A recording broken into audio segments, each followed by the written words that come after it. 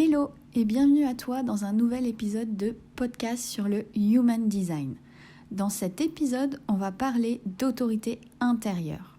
Alors tout d'abord, c'est quoi l'autorité intérieure en Human Design ? En fait, c'est tout simplement ce qui nous permet de prendre des décisions de façon optimale. C'est vraiment la décision qui sera la plus juste pour nous. C'est pas toujours la décision qu'on préférerait prendre, que notre tête nous dit c'est ça qui est le mieux pour toi, pas du tout, mais c'est vraiment celle qui est la plus juste, l'expérience la plus juste qu'on a à vivre à l'instant T. Et avant de rentrer dans le vif du sujet de l'autorité intérieure de cet épisode, il faut quand même savoir que personne n'est conçu pour prendre une décision avec son mental. C'est vraiment quelque chose qui va à l'encontre de notre nature profonde. Le mental, c'est un super outil. Il nous aide à organiser nos pensées, à réfléchir, etc. Mais il n'est pas fait pour prendre des décisions. Donc notre mental, il est peut-être pas fait pour prendre des décisions, mais c'est pas un ennemi pour autant pour nous. Il doit vraiment être le témoin de notre vie, mais il ne doit pas contrôler notre vie ni décider à notre place. Il nous sert vraiment à penser, questionner, organiser, mais il n'est jamais la voix à écouter pour prendre notre décision. Alors, dans cet épisode, on va parler de la dernière autorité qui existe en Human Design, et c'est l'autorité lunaire. Si tu as cette autorité, c'est que tu es un réflecteur. Et donc, en tant que réflecteur, en fait, ta stratégie devient ton autorité. Et le but pour toi, ça va vraiment être de prendre le temps d'un cycle lunaire au moins avant de prendre une décision importante. Et donc pour ça, pour arriver à ta prise de décision, tu vas pouvoir interagir avec les autres.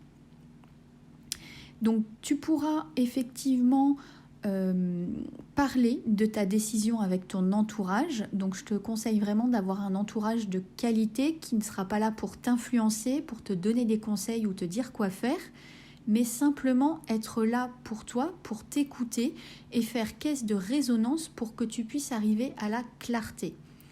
Alors pourquoi un cycle lunaire ? Tout simplement parce que c'est le temps nécessaire qu'il faut à la Lune pour passer les 64 portes du I Ching chinois et donc du schéma corporel. Et pendant ces 28 jours, ça va venir activer des choses chez toi. Un jour, tu pourrais te retrouver générateur. Un autre jour, tu pourrais tout d'un coup avoir une autorité émotionnelle et avoir vraiment une vague émotionnelle qui commence. Ça va vraiment être le temps nécessaire pour toi pour goûter un peu à toutes les énergies et enfin arriver à ta prise de décision. Et donc, le fait d'attendre 28 jours avant de prendre une décision, ça va éviter toute déception pour toi. Si au bout des 28 jours, tu sens que c'est pas suffisant, c'est pas encore suffisamment clair pour toi, pas de souci, tu continues ton temps d'attente, entre guillemets, jusqu'à ce que pour toi, tu sentes que tu arrives à la clarté et à la bonne décision pour toi. Que ce soit oui ou non, au final, ce sera toujours la bonne décision pour toi si tu attends le temps nécessaire.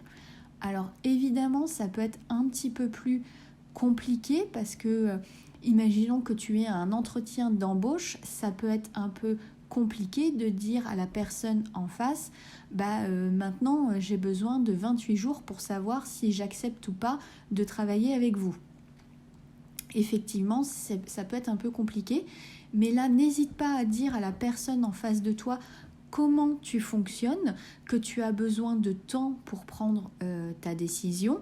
Alors là, peut-être que ça risque d'être compliqué de dire d'attendre 28 jours, mais essayez d'attendre le plus de temps possible pour que tu aies déjà un aperçu de ta décision et que tu aies déjà peut-être le temps aussi de parler à ton entourage de cette décision et tu auras du coup peut-être un début de réponse qui vient à toi en l'espace peut-être d'une semaine. Je ne sais pas, après c'est vraiment à toi de voir combien de temps tu peux arriver à grappiller à cet employeur pour avoir le temps nécessaire pour toi de prendre la bonne décision.